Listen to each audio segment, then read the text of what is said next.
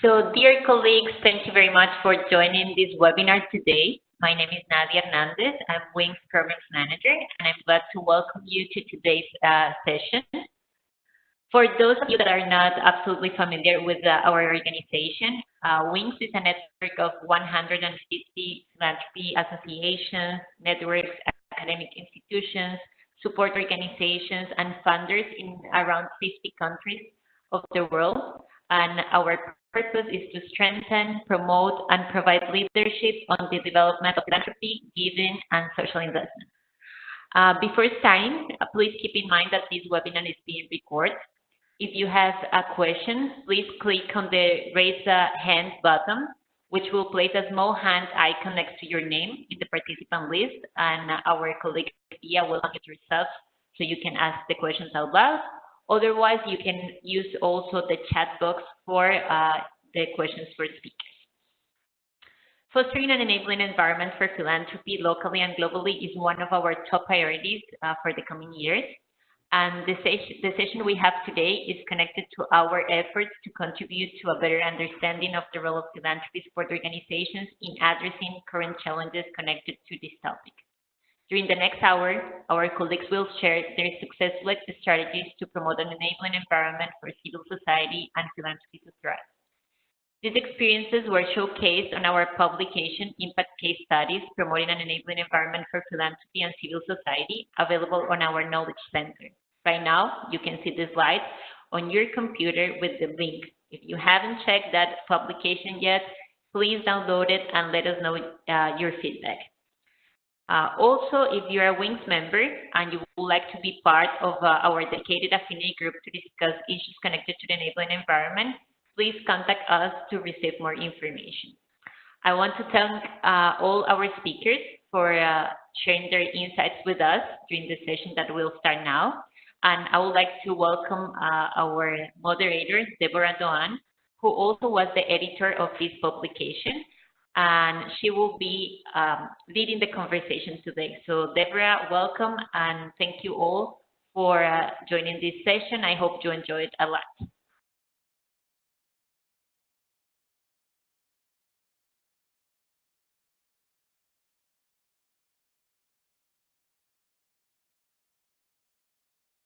Up the sound issue. Hopefully that will sort it. Deborah, you were muted, so if you can start over, that would be great. Sorry about that. Welcome, everyone. We've got about what looks like 29 people on the call today, and I'm sure more will join us. I'm really pleased to be moderating this session because the editing the case studies was a real privilege, and I learned a lot about the potential of philanthropy support organizations. One just quick point to mention, English is not everyone's first language, so I'll make a point of slowing myself down, but we'll ask our speakers to make sure they speak slowly as well and without jargon. If there are any confidential issues or questions that come up, we can try and address those privately afterwards. Let's see where things go. A little bit on the introduction to this issue. So, everyone is familiar with the Civicus research and what's happening around both closing space and opening space, actually. But the latest Civicus monitor from December showed a shocking statistic. Things have gotten worse over the last year, with 40% of the world's population now living in repressed countries. The year before, the Civicus data only showed 19%. And I'm not going to go into a lot of detail about that. There's a lot you can find online. Contact me certainly if you want more information. But we do know that repressive governments want to control civil society, and the lens by which they do that is often through how the civil society is funded. It's through philanthropy, from applying burdensome reporting rules to restricting cross-border giving. I think what I found really interesting is that the philanthropy support organizations really are these hidden heroes, I think, in many of the case studies that are presented, and what we see when we're able to open the enabling environment. And I think what's interesting about these groups as well is that they have such an important role to play in the wider ecosystem, from influencing enabling legislation like reporting or tax incentives to fighting off the more restrictive legislation in the space. And one of the lessons we really learned about the case studies was that building the enabling environment, and I know I spend almost 100% of my time working on this issue, building the enabling environment requires cross-sector collaboration. It's the one thing, or there are probably many things, but it's a key thing that individual organizations and even individual sectors cannot do on their own. And where we've seen success is when there is that collaboration and when PSOs are involved in that. I think we underplay the importance of what that role can be. So advocacy, for example, can take a lead here. How can PSOs help to share the risks so not one organization is vulnerable? I've noticed a lot of caution across philanthropy that often they go with the lowest common denominator. The most risk-averse foundations will kind of determine how far a PSO can go. You know, is that right in this case? And I think the case studies really show how PSOs can be brave, front-facing, and I think bring the most tepid members along with them. So some key questions as we listen to the case studies. PSOs in philanthropy and civil society often work in silos. Is this problematic? How can we overcome these barriers? Are PSOs doing everything they can do to protect the enabling environment for philanthropy and civil society? And as a sector, are we being too cautious? How can we take more risks, and how can we manage those risks? Those are key questions that come from me. Without further ado, I'm going to hand it on to our first case study, which is Hanna Surmatz, who I had the pleasure of working with when I was at FIX. And Hanna's with the European Foundation Center, and she's going to talk about the, she's the legal counsel for foundation law at the European Foundation Center specifically. And Hanna has been the main kind of interlocutor globally between philanthropy and the Financial Action Task Force, FATF for short, which deals with counterterrorism policies, which of course have hugely impacted philanthropy, civil society, and banking. And I will hand it over to you for 10 minutes, Hanna. Great. Thank you. Thank you, Deborah, for the kind introduction, and thank you, Wings, for hosting this webinar. It's a great privilege to be here with you. And indeed, let's dive into a very exciting topic, which is really a coalition exercise. So I'm here speaking on behalf of a wider coalition. So first of all, why do we talk about it? Why did we engage around the security agenda?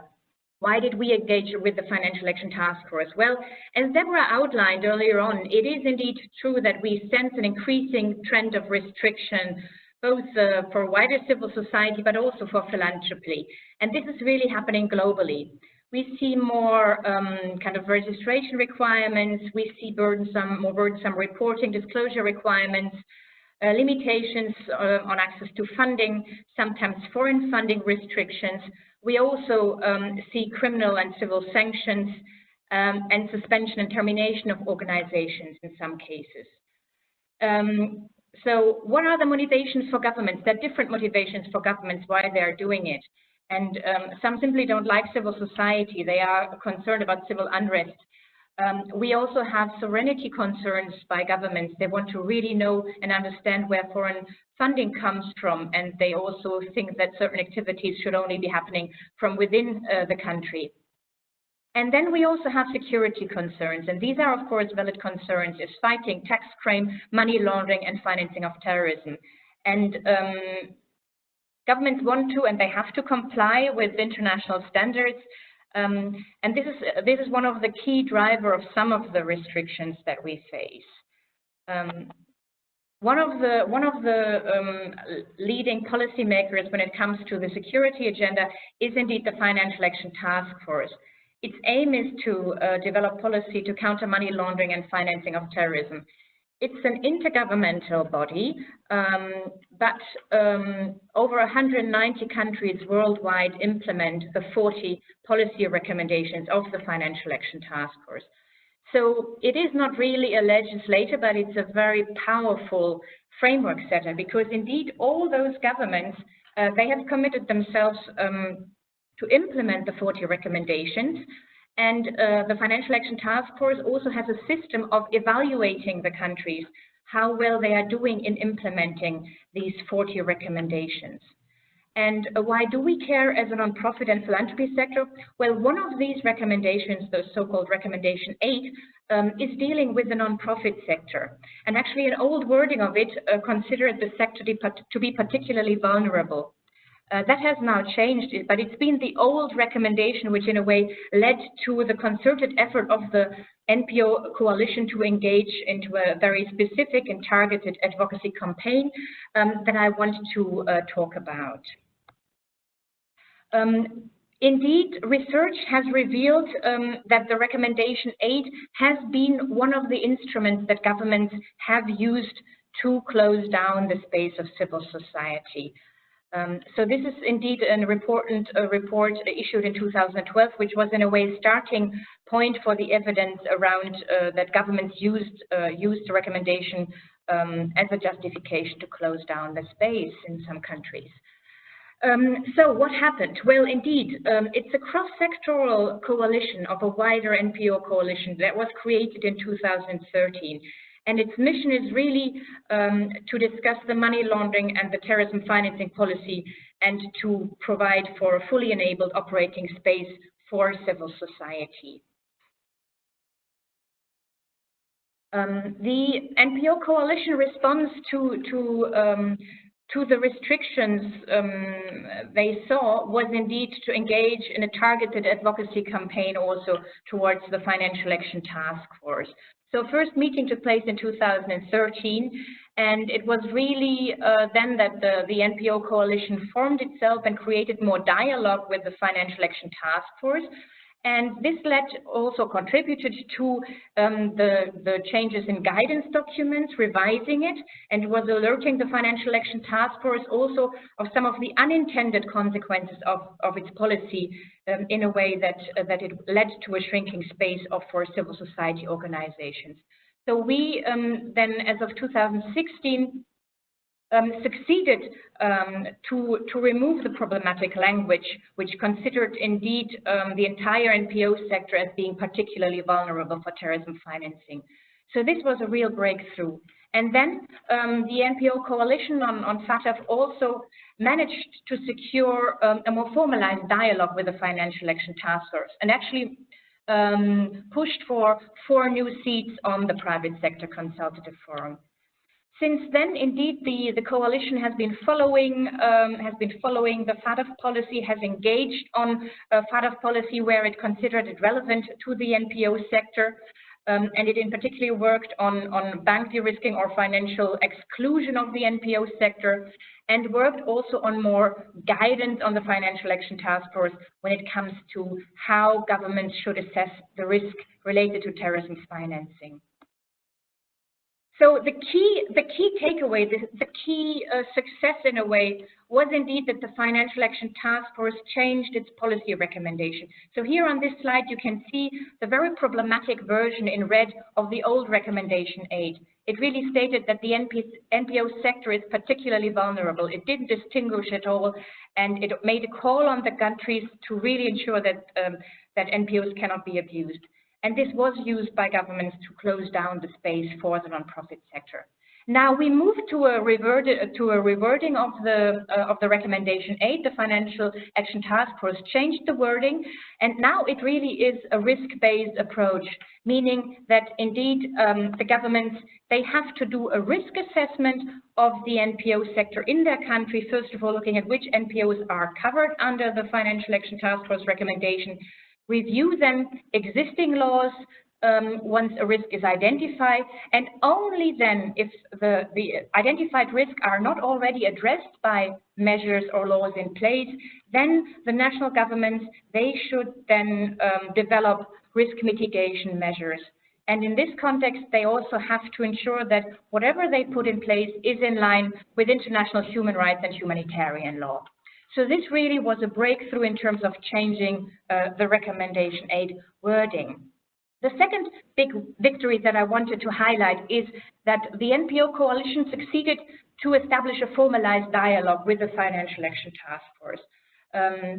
The Financial Action Task Force already had what it calls a private sector consultative forum, but the big breakthrough was here that as of 2017, 4 additional seats were given to the nonprofit sector. And you find here on the slides the 4 seats, how they are currently distributed. So it is Human Security Collective as one of the NPO coalition co-chairs, then it is technical legal expertise for the NPO sector coming from ECNL, ICNL, and then it is the humanitarian, the Norwegian Refugee Council, and it is for the philanthropy sector. It is me currently taking the seat on behalf of the wider philanthropic infrastructure and wings. So here we have the opportunity once a year to discuss with the Financial Action Task Force all the new policy developments on their side and discuss how it impacts also on the nonprofit sector. And this goes really beyond also the recommendation 8. It also touches upon other recommendations which have an impact on our sector, such as you know, the beneficial ownership discussion is rooted in recommendations of the Financial Action Task Force, and there are other issues of relevance which we are discussing in this context. The NPO coalition also provided for a series of support materials for the NPO sector. So if you want to engage in this process, of course, you're very welcome to join the Global NPO Coalition on FATF and their advocacy actions. I have here put the website, and we can also afterwards share with you an email that you can use so that you can directly contact the NPO coalition to make sure that you can join if you want. And of course, how can you engage around the Financial Action Task Force policy? You can, of course, engage with me as your peer currently having a seat on the Private Sector Consultative Forum for you. So we will try through the WINGS network also to collect further information from you on the policy so that we can make sure your voice is heard. And indeed, it's a call also on you to liaise. I mean, Deborah mentioned in the beginning, it often is a cross-sector collaboration that is required. And clearly, this is the case on the money laundering and terrorism financing policy. It impacts the entire NPO sector. So philanthropy infrastructure, philanthropic organizations have to liaise with other actors because they are equally impacted and should engage around that. There are also some toolkits prepared, which I've included in this slide that you can also download from the NPO Coalition platform site. So please do that. Yeah, just to answer some of the questions that Deborah put in the beginning, what are the challenges and lessons learned from this really successful collaboration and coalition to defend the operating space for wider civil society, including philanthropy? It was a learning curve for us as well as coalition. Of course, we had very different organizations who came together in this coalition. But the most important or challenging element was that we needed to understand the issue. We needed to understand where do a lot of the restrictions come from, which are actually the drivers behind this policy. It's really to connect the dots, to provide an evidence base, to do some mappings. And here different actors were involved in the exercise. Then, of course, the important step was also how do you get access to the Financial Action Task Force as an organization, and that required some targeted advocacy work. Yeah, and of course we had to formulate a clear advocacy strategy, and also in the end of the day collect the evidence to make sure our case is a strong case.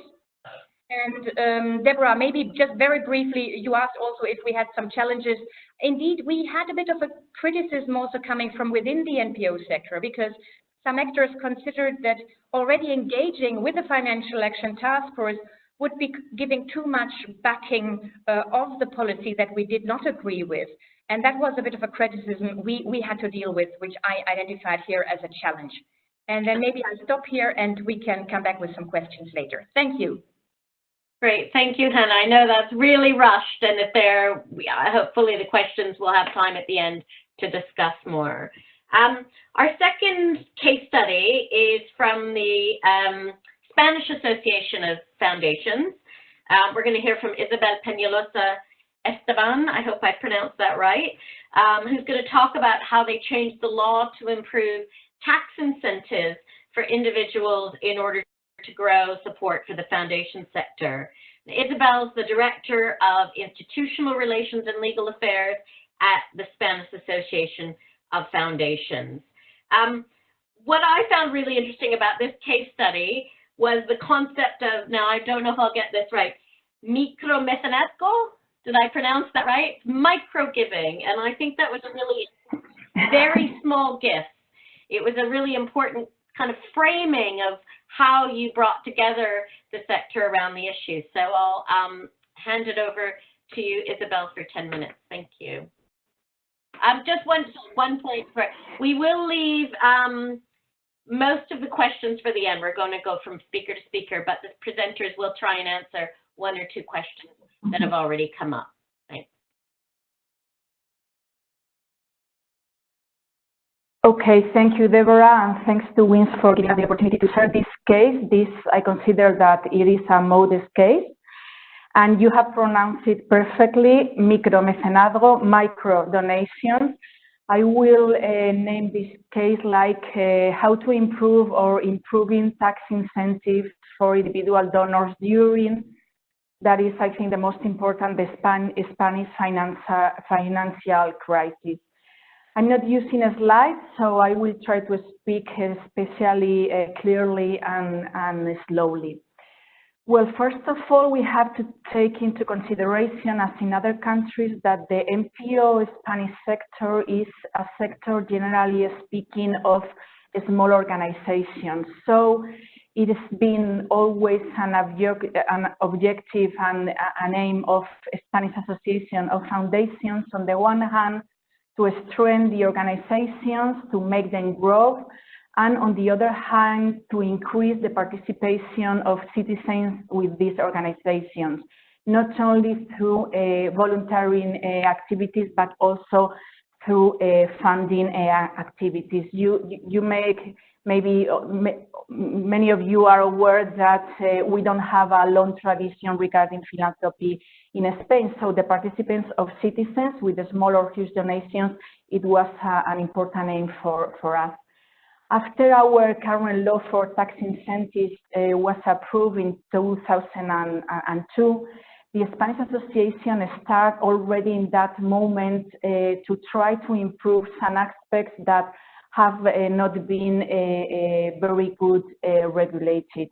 But as I said, always with the focus on the donor side, and also, but in another way, on the side of the entities, but mainly, as I said, from the donors side. Meanwhile, around 2009, it started a political debate and a social debate in Spain around the need or the necessity to improve philanthropy and to count on a model similar to the French model. But what is important to arise is that the political debate and the social debate was not or didn't start around the NPO sector, but it started around the cultural sector. As you may know, cultural sector is a sector that is especially needed from a new model of funding. But with this starting point around 2009, as I said, different initiatives, different proposals start passing through our parliament, and the proposals came from different political parties of different signs. Neither of any of these proposals was finally approved, but it gave the opportunity for the Spanish Association of Foundations to maintain and to create an exchange of opinions, views, and an exchange of proposals, some of them very concrete, around what we understand by philanthropy and why we understand philanthropy from different perspectives of and different sectors. So we start a tiny collaboration, not only with political and public stakeholders, but also with other sectors that would be affected by a reform or an amendment of the law in case. But finally, as I said, during these years, any change was finally made. It was just with the crisis, I mean in 2013, when finally the government decided to make something with philanthropy and to amend some of our regulations. In that time, as you can imagine, we found we found different difficulties, but we found also some challenge or some opportunities that I would like to share. As you can imagine, the main difficulty was that the government in that time, they accepted to make an amendment of the law, but it had to be a partial or limited amendment. So we, the sector, had to choose what we would like to promote.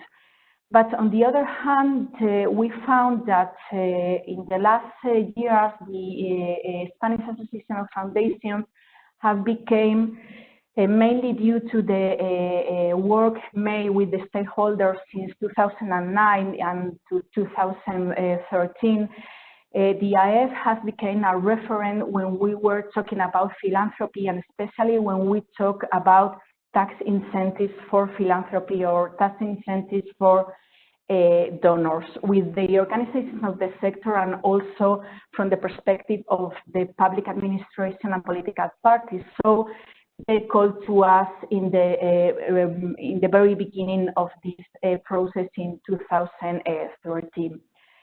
We had some amendments and some proposals already prepared from a technical perspective, but we had also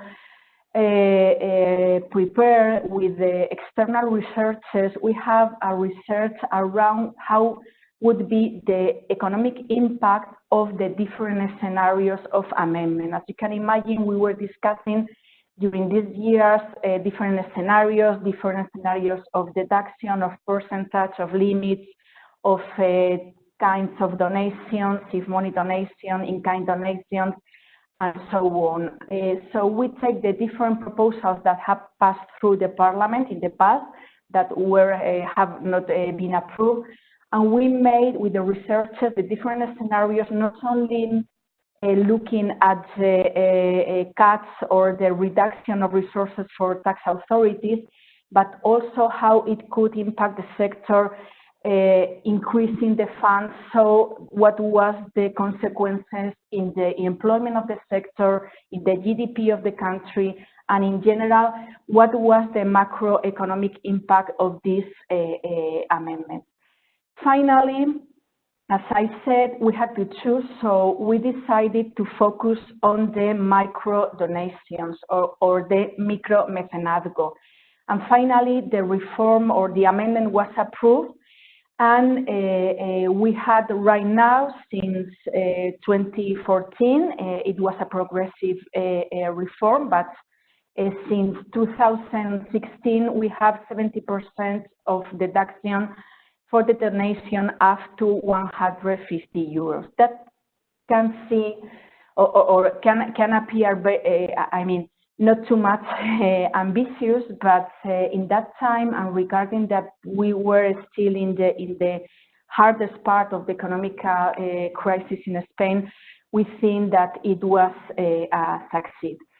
The reform, as I say, was progressively implemented from 2014 till 2016, and from 2016 till now, we have enforced this, what we call a micro donation.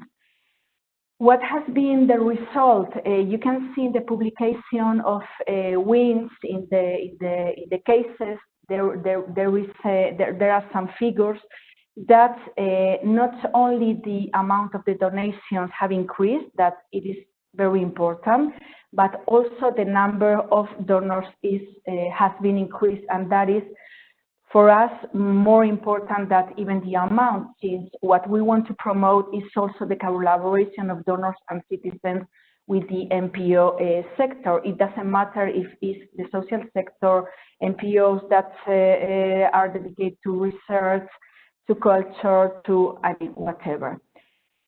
Some of the questions that Deborah made and that Hanna has shared also from her perspective in the other case regarding FATF and the NPO coalitions, it is what were the key aspects that made the initiative successful.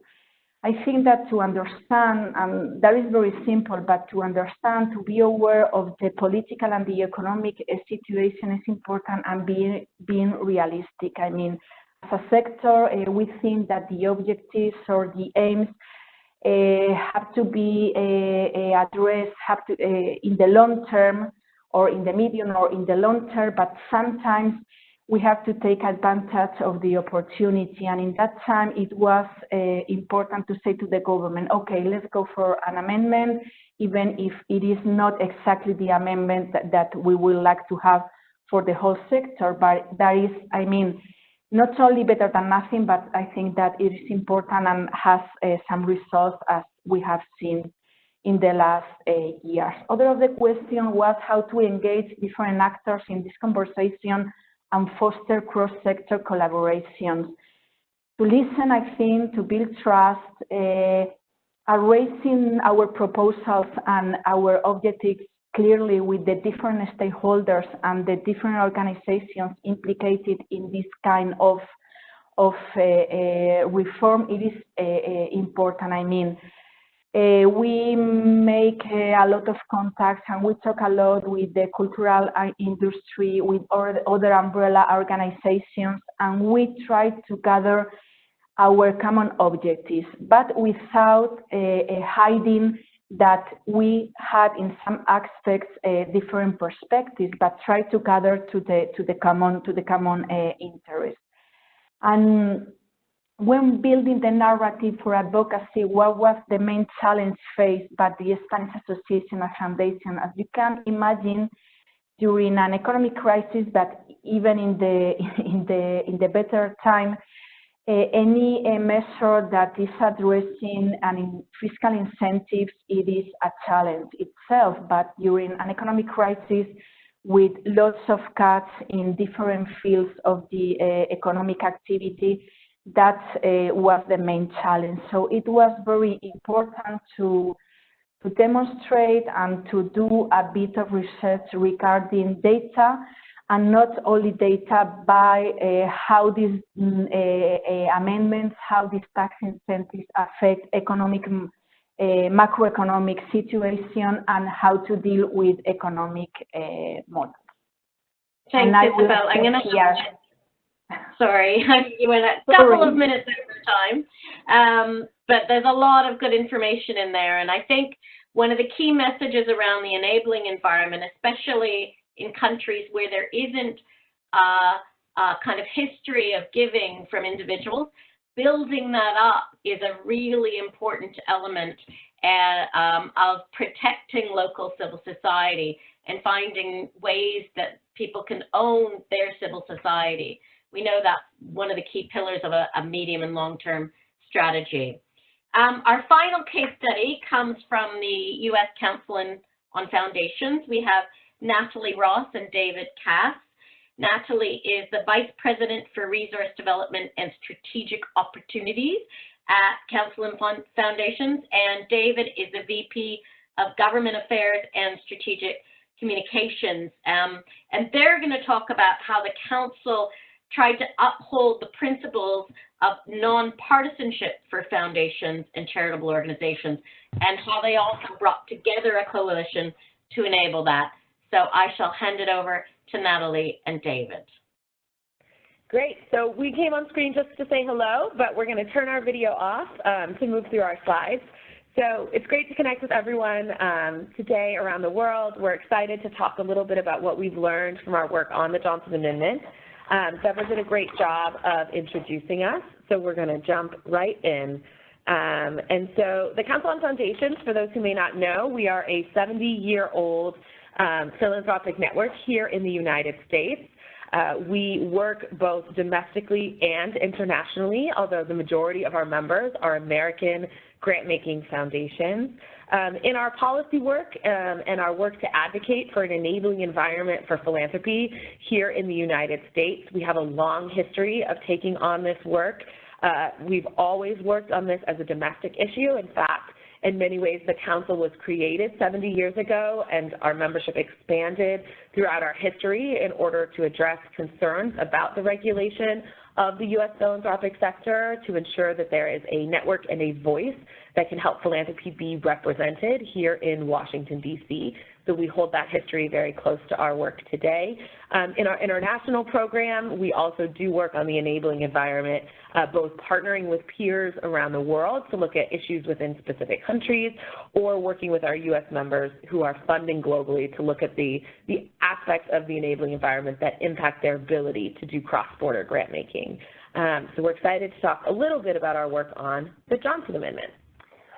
So the Johnson Amendment was passed in 1954 by then Senator Lyndon Johnson, who obviously became president later, and it's pretty simple. It just says that it helps to make sure that the charitable sector is nonpartisan, and so it says that no nonprofit can endorse or oppose a political candidate. So nonprofits can do a lot of things. They can speak out on issues. They can lobby with some restrictions. They can encourage people to vote. They just can't endorse or oppose a political candidate. And so repealing the Johnson Amendment became popular with the evangelical community, particularly during the 2016 election. And they argued that it's a restriction of free speech and religious liberty.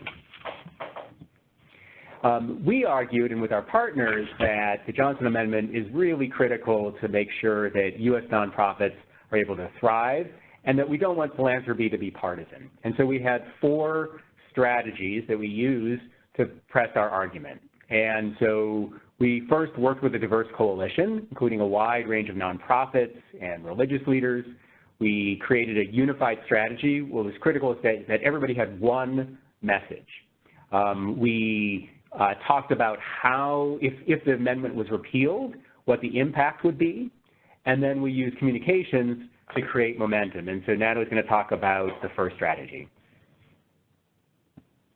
Great. So one of the first things that we did, as David outlined, is really build and maintain effective policy partnerships. So one thing that's really important from the reflection on why our work in advocacy on the Johnson Amendment was successful is that we were able to leverage existing relationships and collaborative experiences we've had with other partners. We didn't try to create a huge number of new partnerships just to address this issue, but really leverage deep, long-lasting relationships that we've had with other nonprofit groups. Importantly, we value in all of our advocacy work the importance of a coalition, both to engage a wider array of stakeholders. As Deborah was saying at the beginning of the webinar, this includes looking across sectors and also beyond just foundations and grant makers to think about the broader charitable sector, other types of nonprofits and NGOs in the United States, and then we're relevant, even other types of actors that may be invested in an issue that we're working on. It's also important that by working with others, we can be informed about the conversations and connections they're having with different key audiences around the issue. We can also activate our diverse networks. And so as a network, we do tend to work with other national networks based here in Washington, D.C. Collectively, we represent large groups of nonprofits from different segments of our sector, but then can work together as a smaller number of networks with staff together. And then, as David was saying, a really important element is that we create a unified voice.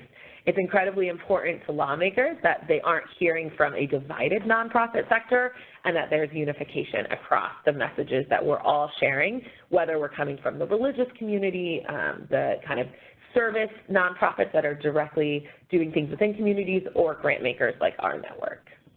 So the unified message we had was that if the Johnson Amendment was repealed, that churches and nonprofits would be pressured to endorse politicians, and that would further divide America. And that, I think, message did resonate. And so the groups, since nonprofits can do some lobbying, then went forth with that unified strategy. And we talked about them as the third strategy, the outcome, what the outcome would be. So we talked about sort of the worst case scenario. So imagine if every nonprofit in the U.S.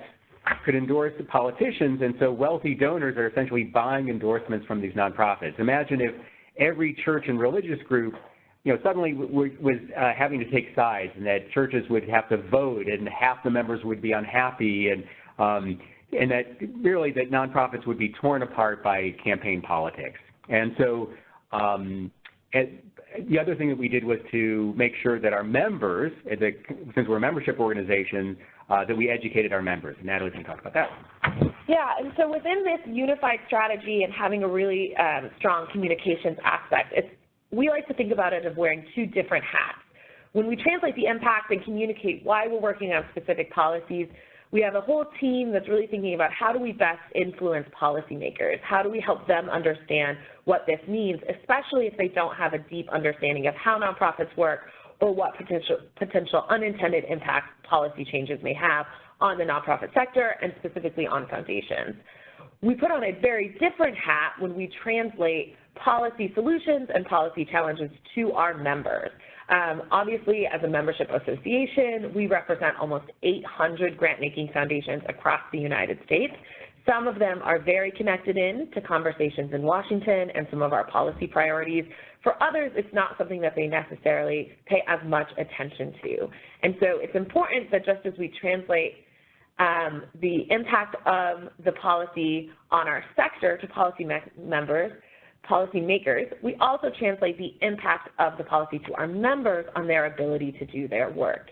And so making sure that it's clear about how it impacts their day-to-day activities, both their work as foundations and grant makers, but also the impact it may have on their grantees, who they very much worry about and think about how they do their work on the issues that they fund and within communities across the United States.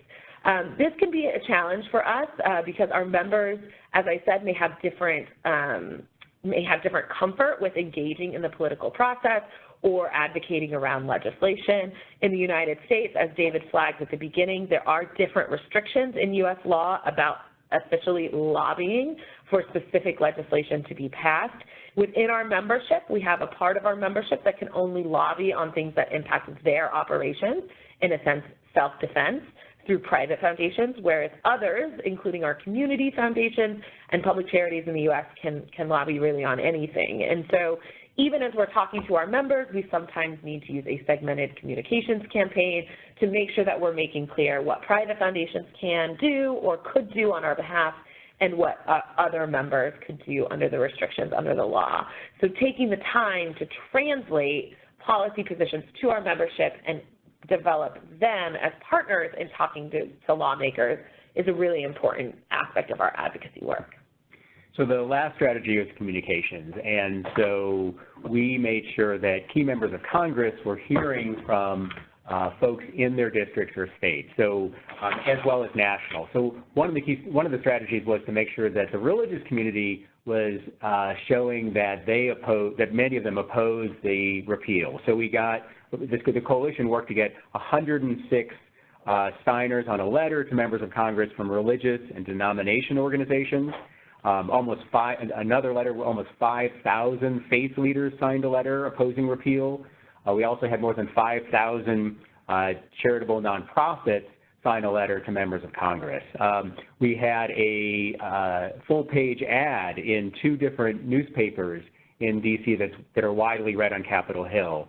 And I think all of this, one of the real strategies that was very important was the coalition meetings. I'm sure everybody's been in coalitions, but we certainly found that information sharing was critical of what's going on and that up to the moment so that everybody knew what each member of Congress was saying and who had been reached. So to tie it all together, we really had 5 main key lessons from our work, and these are approaches that we use no matter what the issue that we're working on. I will say that to date, the Johnson Amendment has not yet been repealed, although it's been debated and discussed since 2016. So as we mentioned, the key lessons are have our close partners already in place in order to activate and respond quickly with the diverse coalition, engage stakeholders and policy makers early and often, tailor the messaging to different stakeholders, both policymakers as a unique group, but also different elements of our membership in order to leverage them, and then make sure that our coalition members can target key influencers, which means mapping who those influencers are early on in order to reach them. So with that, we will wrap up and look forward to any questions about our work. Thank you. Thank you, Natalie. I know that's a quick dash through this case study, which is a really inspiring one. We've got about 15 minutes for questions. What I'd like people to do is if you can put it in the chat, and then I'll call on you. I think we'll start with one or two of the questions that were submitted beforehand. And so one question was, communities, this is from Fernando Rossetti, I think. Communities frequently feel that philanthropy has a top-down approach, that their voice and needs aren't properly considered. So how do you really foster and strengthen community engagement? Do any of my speakers want to take that one on? That might be something perhaps that Isabel could answer. Do you have a response to that, perhaps? You might need to unmute yourself and... Yes, sorry. How to engage communities? If I have understood properly the questions, communities, I mean other organizations, other umbrella organizations representing other interests. I don't know if that is the correct approach of the question. If the question is, how do you engage communities? How do you engage voices so it's not just top-down philanthropy kind of sitting in a room doing their own thing? Is there a way that philanthropy can engage the wider community and the role of the PSO within that? Okay, for us, in the case that I have shared, it was, I mean, it was a different approach since, in fact, we have started a dialogue to amend our law, our tax incentives for donors law, but in fact, who really raised the debate, I think that it was the cultural sector.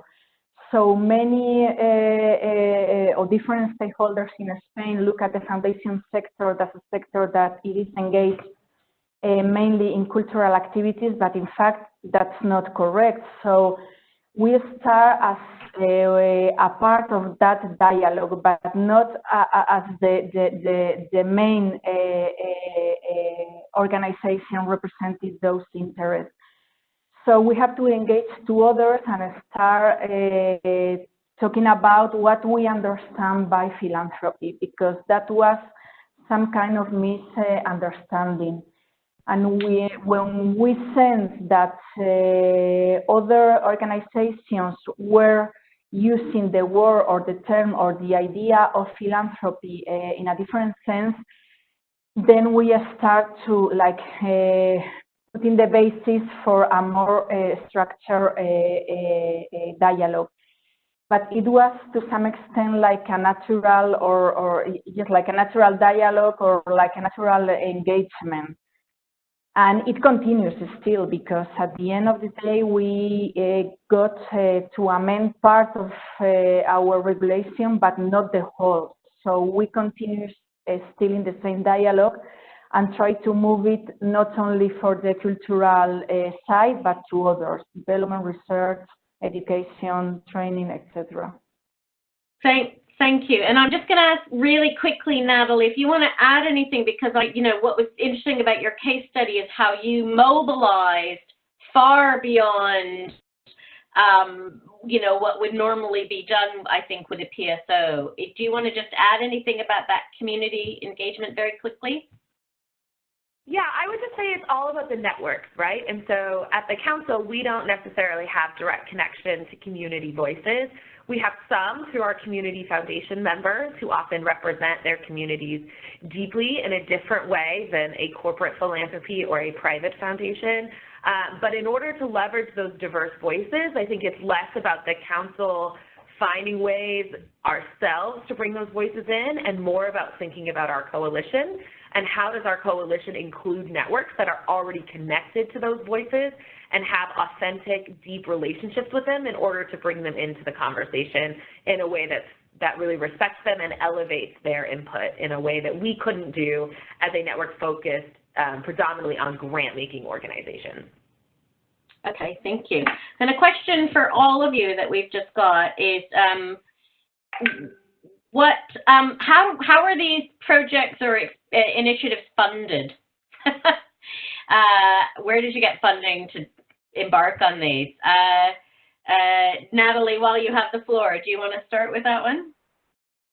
Sure. So for us at the council, our kind of business model overall is that about 60% of our overall revenue comes from our membership dues, and about the 30% comes from grant support from our members who fund us to do specific types of work. Either they fund our whole organization or they give us project-specific funding. For the work of the Johnson Amendment specifically, and for most of our policy work, it is core to our mission and for what we do for our members and for the field here in the U.S. And so it's funded from membership, and it's funded from other grants that give us core operating support. And so it's not a specific project grant to work just on this issue, although we do have some members who fund our policy work specifically because that's very important to them. But for the most part, it's funded from our core operating costs. Thank you. I've got so many questions, so I'm not going to be able to answer all of them. So if there are ones that you've asked that we haven't been able to get to, we'll endeavor to answer them privately at the end. Hanna, just anything from you on how you funded the work on FATF?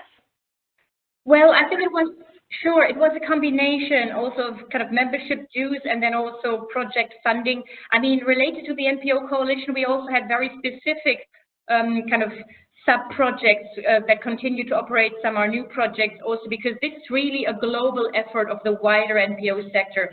So this has very different dimensions because indeed, in the end of the day, coming back to the first question, ultimately, this NPO coalition also needs to root back to all the local NGOs. And indeed, that's the question also, how to explain to the local communities, to the local NGOs, how they are impacted by some of the restrictions and make sure they're part of the conversation. And hence, this is in a way important then to have it from the global to the regional level and then even to the country level and to the community level to really discuss the security agenda and how it impacts, and also how NPOs can engage around the process with their local and national policymakers to make sure that indeed the policy that is developed is risk-based and proportionate to the risks that are identified. So yeah, and then I saw also, if you allow me, there was one question from in the question and answer section, which was just about if FATF is related just to Europe. No, indeed, it is a global standard setter, so it applies globally, and over 190 countries have signed up to implement them. So it is really global. Thank you. Really important. Thanks. I apologize, I'm missing the names of the questioners. So the question on funding was from Andrea, from IDIS in Brazil. Monica Pasqualin has asked about what are the challenges that Natalie and David face to unify all the stakeholder voices, and you know, even in a council, coalitions and umbrella levels, because that can be quite challenging, I imagine. So do you want to just elaborate on that a bit, Natalie and David? Sure. I think you know, whenever there's a high-profile divisive issue, there are folks in the nonprofit or philanthropic community who are just hesitant to be involved because they're worried there might be blowback, there might be political pressure, or they might get in trouble. So I think part of what was critical was just to make sure that everybody remembered that the rules allow this kind of lobbying, that this is you know, part of our basic commitment to making sure that we're informing policymakers about what our views are. And then I think the coalition also often gives people a feeling like, oh, they're not just out there by themselves, that there are others doing the same work, and that when you have hundreds of people, hundreds of organizations signing on to a letter, that feels more comfortable than just you are doing it by yourself. So I think those explaining the rules and then making sure that everybody sees there are lots and lots of others doing the same thing, and that we're all working together, make people feel comfortable in working on this issue. Thank you. Jacob or Jakob asked a similar question, so that's helpful. Thank you. One of the other pre-questions that came up from Amanda at USAID was what are the methods and tools for measuring changes in the enabling environment for philanthropy? Do those exist? Hanna, I see you smiling. Do you have an answer? Well, I mean, that is a very good question, a challenging one, of course. I mean, particularly when it comes also to, I mean, of course, you see when a law is changed and there is potentially tax incentive introduced, that's great news. But in the end of the day, then showcasing also the impact that the actual law change had, whether it really increased the giving or whether it really increased the creation of new philanthropic organizations, that is something that, you know, I think everybody's struggling with, and it's sometimes not so easy. I remember when I used to work for the German Association at the time, there was also the newly introduced tax incentive for creating foundations, which was great. And there were a real increase of the numbers of foundations following that process. But in the end of the day, there was also much more discussion in the media. There was talk of it. So all the publicity in itself also, of course, supported the case. So it's sometimes very difficult to isolate the actual impact. So I was also intrigued by Isabel's case, how they, in a way, measured the potential impact of the tax incentive, which would be the best solution, and to try to come up with a scientific argument. And I mean, that's in a way challenging. I think we need to, as a sector, work more with such studies to try to kind of really work on the impact evidence, but it's challenging. Thanks, Hanna. Isabel, I know you have that great graph at the end of your case study that shows the measurement of the growth of individual giving. Do you want to add anything about that? Yes, well, to be honest, I mean, measurement is always challenging because it is easy to see how the donations of individuals have increased in Spain and exactly the amounts according just simply to the data of tax authorities that are publicly available, at least in aggregated way. But to see how it impacts the sector as a whole, and I mean, as the foundation sector, it is more challenging because we need data from supervising authorities, from tax authorities, and we have to take into consideration different aspects. But this one, we think that it was more or less easy to see the result, but just because it was a very concrete amendment and a very concrete improvement of our tax incentive system. Thanks, Isabel. Someone wondered if you might be able to share your economic study with everyone. I know it'll be in Spanish, but if it's possible to share that with people, I think that would be warmly received. Unfortunately, we need to wrap up. There's just so many questions that I have that I'd love to follow up on. I do hope that everyone takes a chance to read that report. It's easy to skim through, but there's so much richness within it.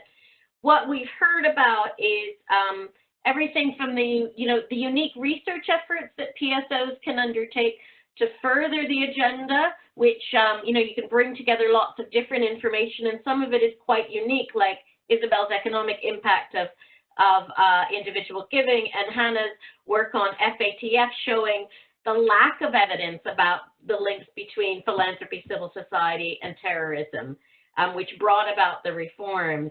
And all of the examples, I think, really talk about how coalitions are stronger, and especially when they work across sectors. I think the COS work on mobilizing and that public-facing work is really inspirational and quite courageous. So there's a lot to be learned from that. So thank you so much to the speakers. I'm sorry we didn't have time to address all of the questions. If your question hasn't been answered, perhaps contact Bia or Nadia at Wings, who can make sure it's forwarded on to the right person, and they will get back to you directly. I'm going to hand it over to Wings for closing. Thanks very much, everyone. Thank you very much, Deborah, and thank you very much, Isabel, Hanna, Natalie, and David for being with us today. I think it was a great session. We learned a lot, and it was great that we have the chance to exchange some ideas. As Deborah said, if you have any questions, if there's something that you would like to follow up on, don't hesitate to drop us a line. Also, we encourage you to follow us on Twitter and on Facebook. And we will share the recording of this call and all the resources, presentations with you in the coming days. Thank you very much, and we hope that we can connect again to discuss topics connected to the enabling environment for philanthropy and civil society.